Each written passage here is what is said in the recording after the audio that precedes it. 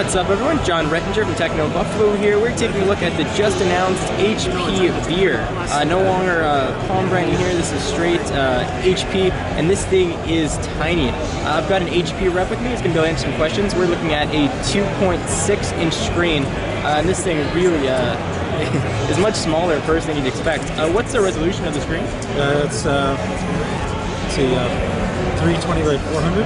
400. It's using a next generation Snapdragon processor at 800 megahertz. Is there anything in particular about the device that you think people need to know or be aware of, short of what was shown today?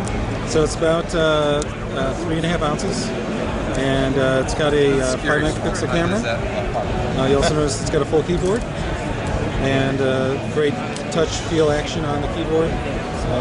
Metal accents. Great feel in the hand, very well balanced, and you'll notice this is a full WebOS experience. What is the resolution of the camera as far as what it can output? Can it output HD video, or can it rather capture HD video? This one I'm not sure about. The Pre 3 does. Okay. Feels very very snappy. Let's take a look at some of the browsing experience here. I mean, this is one of those phones that I think people need to get in their hand to see the size. It's roughly the thickness of a deck of cards, and it's smaller than a credit card if you laid a credit card on top.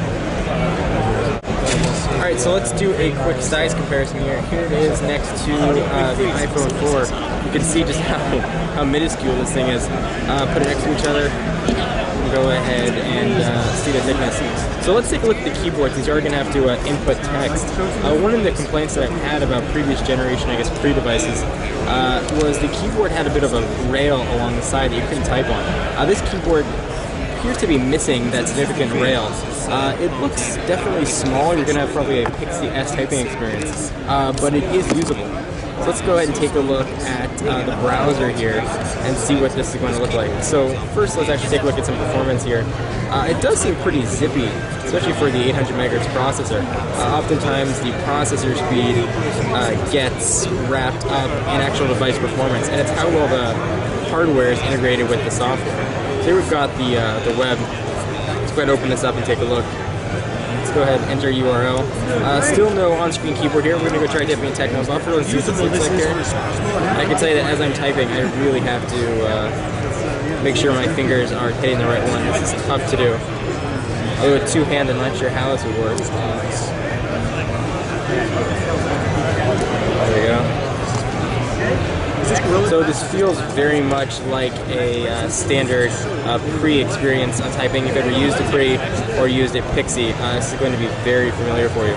Let's go and see what this looks like. It's probably going to be a bit dependent on the web browser here, but at least you get a chance to see what things look like. So I'll hold up the mobile version here. It is pretty quick. We're not seeing much of the checkerboard pattern at the bottom, as we saw with previous HP and Palm devices. Scrolling is very smooth. Let's see what that looks like.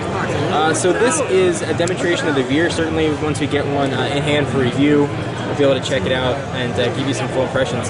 Very curious what you guys have to think about a device this small. This thing is really minuscule.